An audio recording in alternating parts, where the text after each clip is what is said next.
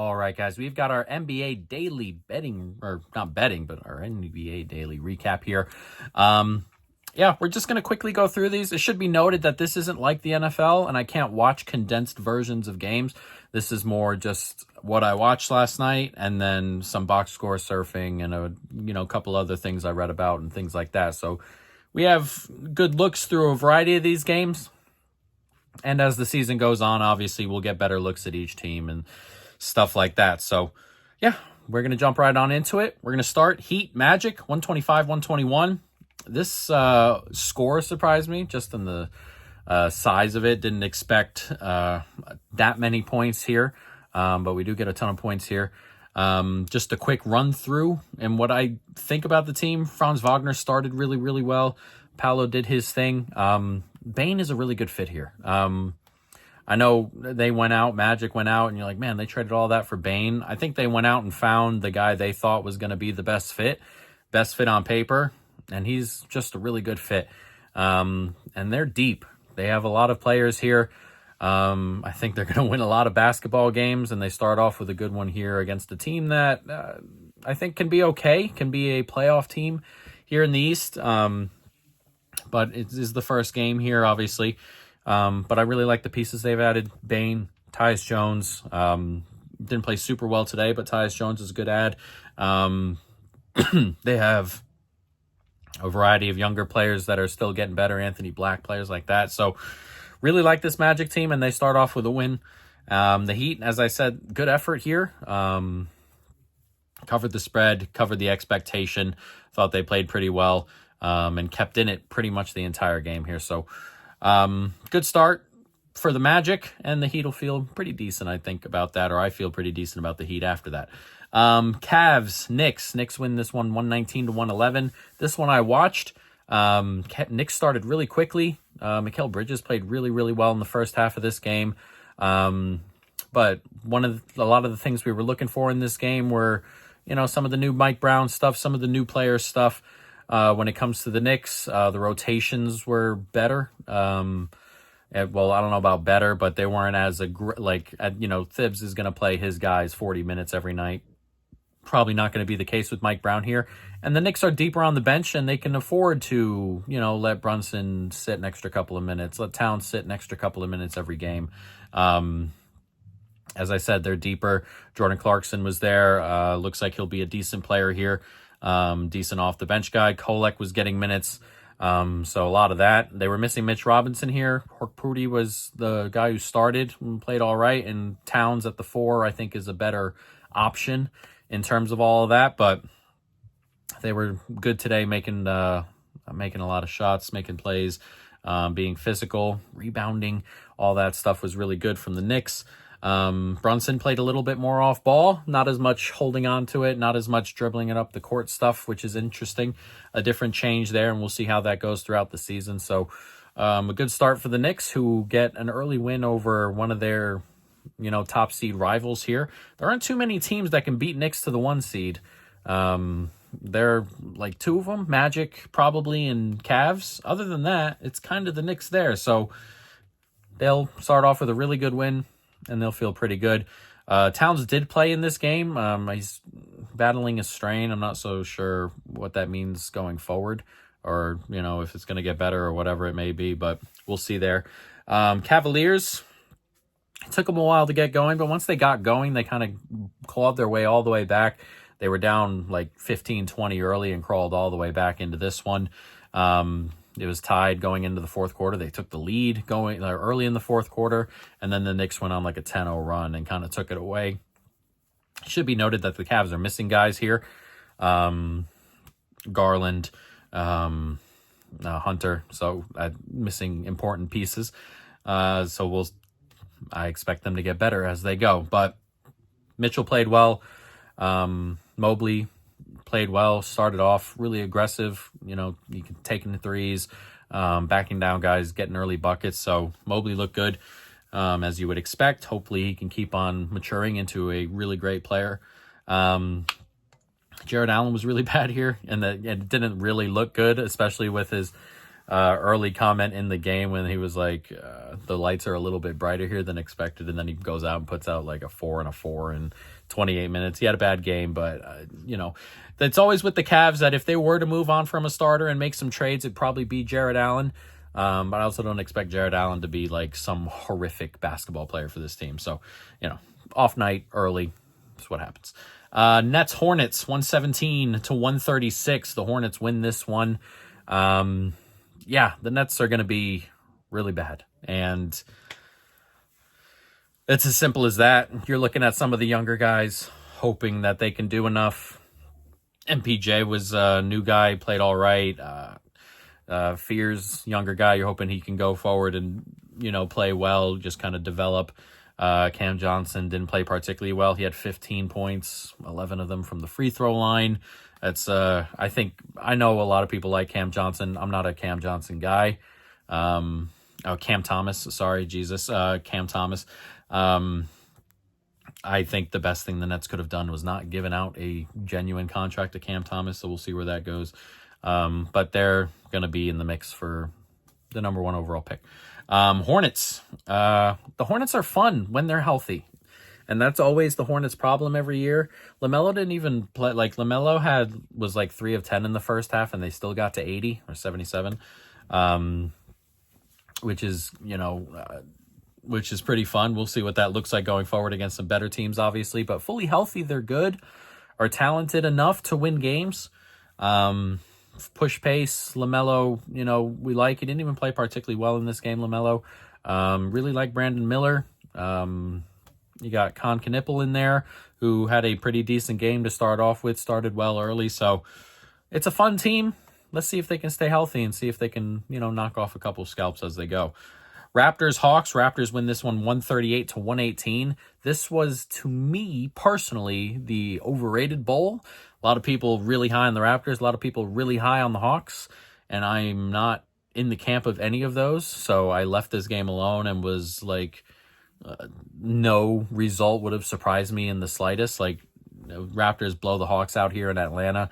If it were the other way around, if it were tied, if they were both scoring in the 90s, didn't matter what result happened here, I wouldn't have been super surprised. But here we are with the Raptors blowout on opening night. Hawks are going to have to get used to each other and fix a variety of different things. Porzingis, that report came out talking about what he dealt with last year, that heartbeat thing, POTS or whatever it was, which is really interesting to read and scary to read. Like, you're reading through it and you're like, that is crazy. And then you get to the bottom and it says, this is not life-threatening. You're like, it doesn't sound like it's not life-threatening. His heartbeat goes nuts every time he does something. It's crazy. But he should get back into the groove of things here. Trey didn't play particularly well, wasn't creating very well. So the Hawks, not an opening night they want. Raptors, they're going to make pushes this year, and they're going to be one of those teams that presses heavily from the front. The guards played well here, Barrett in particular. So the Raptors, I think, are going to make a push. We'll see what their defense is like. Their defensive numbers last year to end last year were really good. Problem is, normally those numbers don't necessarily hold off because that's kind of the time of year where numbers are kind of finicky because a lot of teams are kind of just throwing things away. But they've started well here. I'm interested to catch games from both of those teams going forward because I didn't get to watch that one. 76ers, Celtics. 76ers win this one 117-116.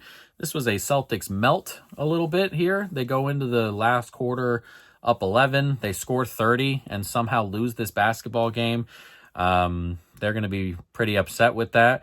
But it's a new team, not a new team, but a lot of pieces on here that, that weren't playing such huge roles or are now playing huge roles here. So should be interesting, but it's also not particularly a good result considering, Embiid's first game back and he played really poorly and stuff like that. And they still found a way to lose this game. Not what you want to see, but they should be interesting going forward. 76ers, a lot of bright spots here. Maxey played really, really well. Went for 40, I think. VJ Edgecombe, the rookie, comes in and puts up 34 in his first game. He had like 11 at half or after the first quarter or 13. He was one we really liked coming into the draft. Then his preseason stuff wasn't particularly great, but then he made a note of that, I guess, and showed everybody on opening night. So a really great debut for him and someone you can root for. Just his story is really great. And, well, it's not great, but like coming out of it is really great. And, someone you can easily root for and someone who should get a lot of run on this basketball team, the way it's set up. So we'll see. Embiid's wasn't good, very bad, I guess. Started really poorly, was on a minute limit here. But you see some of those videos flying around that he wasn't even really jumping here and his knees are probably just fried. So need to get a couple more games here, but Embiid, if that's what Embiid's going to be, then gigantic issue there for the 76ers. Pistons, Bulls. Bulls win this one 115-111.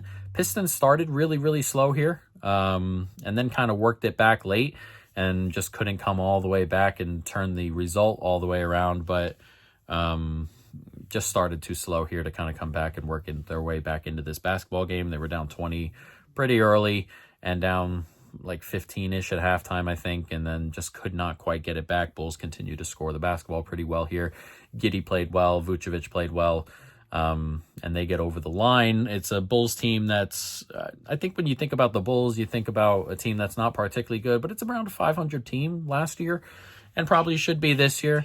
Excuse my phone. And we'll see what happens after that, but a solid start for them. Pistons, as I said, just started slow. Cade wasn't particularly efficient today shooting the basketball, and they couldn't get a ton going in the first half. It woke up a little bit late, and Cade took over late and looked like the Cade we were expecting for the season, someone who we expect to have a really good season. But again, it was just a slow start, and that happens in the NBA. It's 82 games. It's going to happen 20 times, and that's just what's going to happen. Slow start, can't quite catch up on the road, and they have a really interesting game against the Rockets coming tomorrow. So we'll see what that looks like. That should be an interesting one, but yeah, just couldn't quite get over the line here against the team that, is decent. So there we go. Pelicans, Grizzlies. Grizzlies win this one 128-122.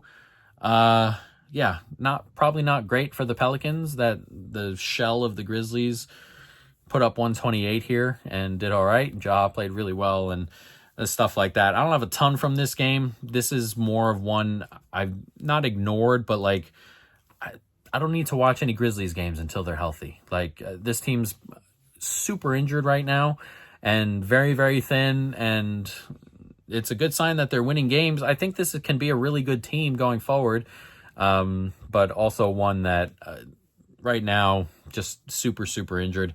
Pelicans, as I said, it's not great that you're giving up 128 here to a team that's missing bodies, but it is what it is. Let me pull up the Grizzlies stuff here. So the Grizzlies got Jaren Jackson and Ja Morant, and then the rest is, Jock Landale starting.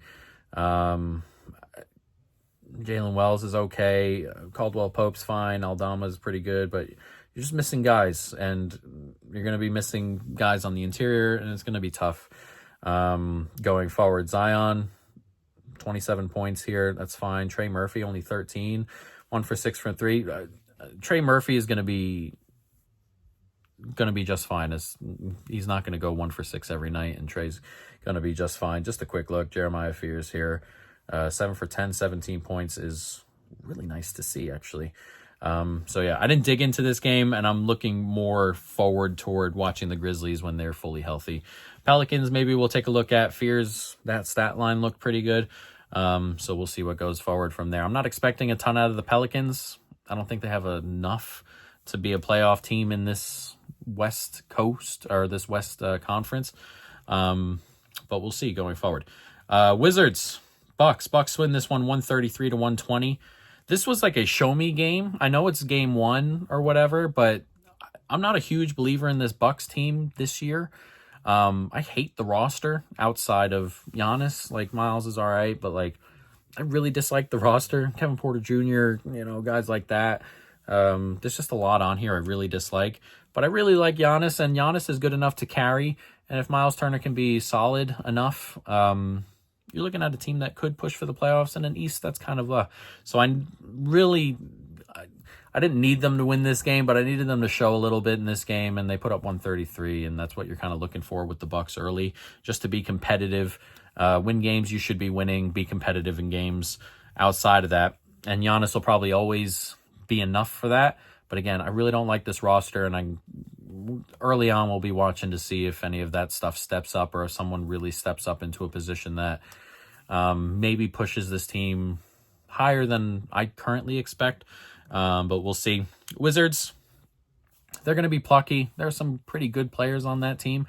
A couple of younger players, obviously, but not a team I'm expecting to make a playoff push either. They're probably a year or two away from a year or two of getting some good players in from really making a push here. We'll see. There's some players on this team I don't particularly like being there. Like McCollum's there. Not that I don't like McCollum, but like should be somewhere else. This is probably not the team for him. So stuff like that.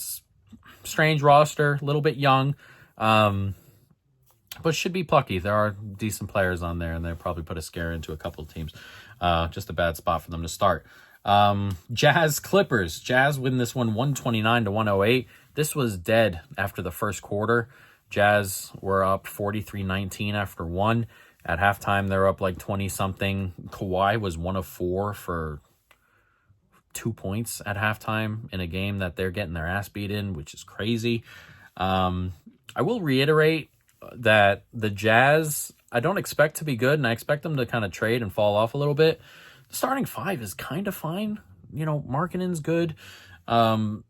There's some players there, and the Jazz do this every year where they start pretty well and then go, we need the tank. There are still some decent bodies here, and you cannot go into Utah at elevation and be like, just we're going to stroll in here and win. Can't really do that, particularly early in the season, and the Clippers found that out really aggressively. A really bad start for the Clippers, who we bet some Clippers division and stuff like that.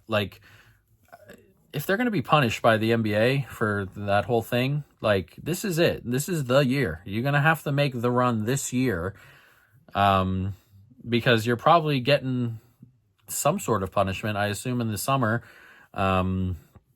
We don't know what that is yet, but this team is getting older, and it's got a lot of pieces on it that are kind of funky, and again, older, and you're probably going to lose picks, I would assume, at minimum. There's a route here where you have to blow this up and you get nothing back, kind of like what the Suns have done, where they've spent all that capital and stuff like that to build this team together. It didn't work out, and we had to sell it off for pennies on the dollar, and that might be a situation the Clippers are in. This is your time. You have to have a run this year, and if that's what you're going to put out, it can get really bad really quick, I think, in LA. Spurs 125, Mavericks 92. This I watched. Wemby was unbelievable. 40, 13, multiple dunks where he just dunks over dudes. Anthony Davis can't guard him. The fucking one of the best defenders in the league who can actually match him with height, can't guard him, making threes and 1 threes, blocks. He had 3 of them again. Just a genuinely unbelievable performance, and he is. I know he got a bunch of money to be MVP during that game. I don't know if they're going to win enough games for that to happen, but he's going to win himself some MVPs, some awards, something, and he is going to have some year, I feel. So just an unbelievable start from him. The rest of the team looked all right. Harper looked okay, decent enough, and they played pretty well. They looked good on the break, and a good opening night for the Spurs, and who still have players to come back and stuff like that. As for the Mavs, we'll start with, they were similar to the Rockets. The Rockets scored the other night. Don't run a point guard right now because they don't have one. And they really struggle on offense to kind of put things together here. It's like a worse version here on the Mavs, who don't run a point guard, and Cooper Flagg, your 18-year-old rookie, is bringing the ball up the court, and he's the one distributing, and he should be one of the ones facilitating, which he did in the second half, and he looked a lot better in the second half, and he was getting shots up and looked way, way better in the second half. Started slow first half. He looked like he had a bit of the jitters also. He's passing up some shots he'd probably normally take, which he did in it's something he's done before. In his first preseason game, he struggled a little bit, and then the next game he put up 33. I'm not worried about Flagg. Again, his second half was way, way better when they let him just kind of have a go at it. So he'll be fine. But there are two players on this entire team that should be genuinely having shots. Anthony Davis and Cooper Flagg. One of them was bringing the ball up the court and initiating the offense and not getting a chance in the first half to, make offense and take shots and stuff. The other one is Anthony Davis, who I really like, but Anthony Davis is not someone who's going to assert themselves on basketball games all the time. I don't know if that's a personality thing or what, but he can be in good matchups. He can be dominant early, and it just stops. And it's just something he does and has done his whole career. And he's the one on this team, and it's tough. And when you take the only other guy who can really go force shots, go get shots, go make shots in Cooper Flagg, and you take him out of the play for by the time the ball leaves the Cooper's hands because he's the point guard, there's 12 seconds left on the shot clock, and there's nothing to do after that. And I hate it. I hate it. And we talked about this early with Cooper Flagg after he got drafted. This was the one spot I didn't want him in because he doesn't fit here. You can't bench PJ Washington. You can't bench Lively. You can't bench AD. Clay. And his only fit is 1 or 2 now. And it's just horrible. I hate it. But I don't have Flagg will be perfectly fine. Early jitters in the first half. Finally taking shots in the second and getting his looks, and he'll be fine. But I just hate the makeup of this basketball team. It really drives me nuts. But it's it's a very, very bad version of what the Rockets are dealing with now, where Amen's bringing the ball up the court and not really a guard, no point guard, and they struggle a little bit to kind of create offense. They put up 124, obviously, but that was 10 extra minutes of basketball. So they had 58 minutes and put up 124. It's not a lot. It's not very good. So we've seen a couple of these teams this weekend, Mavs, Rockets. You see how important point guards are in the NBA, genuinely. Kings, Suns, 120 to 116. Suns win this one. I didn't look too much into this. Sabonis didn't play it in this one. And the Kings started well, kind of faded toward the end. The Suns are going to be a little bit plucky. I think there's an overreaction to kind of how bad they can be. Booker's still very good, and they have some younger pieces on that team that can play. So they're a team that can win 35-ish games, but I'm not expecting much more out of that. Kings, again, don't love this roster, but you're also missing probably your best regular season player in this game on the road, and you kind of competed. So we'll see there. And the last one, Wolves 118, Blazers 114. Wolves get this one done. They were trailing in the fourth quarter and had to come back and get it. Edwards went for 40-ish. I don't know how many people went for 40 on this opening night here, but plenty of them. And Anthony Edwards was one of them. Took over down the stretch. That's what you want out of your star. This is a Blazers team that I think will be pretty good. They think they're pretty good, and they think they're going to make a push for the playoffs. Their situation has changed a little bit with the Chauncey Billups thing. But other than that, I think they're going to compete night in and night out. Whether that comes with winning a bunch of games, I do not know. As I said, I think they think that they're capable of winning basketball games and getting into the play-in. I don't know if the roster says as much. But they look good. They were pressing and all that fun stuff. So we'll see what that looks like. Awkward night, awkward place to start your season here for Minnesota. But you get out with a win, and you get a nice, good run out of your star here. So, yeah, there we go. Night number 2. Again, these are not going to – I'm going to try and get these out every night or every day for the night before. But, yeah, I'm not – again, this isn't like football. I'm not going to be able to watch all of these. But we will box score surf, and I'll end up watching enough of these games that we'll have opinions on most of these teams after probably 10 games or so. And then we'll have a better look at it then. But yeah, there we go. NBA recap for the first real opening day. Tons of games.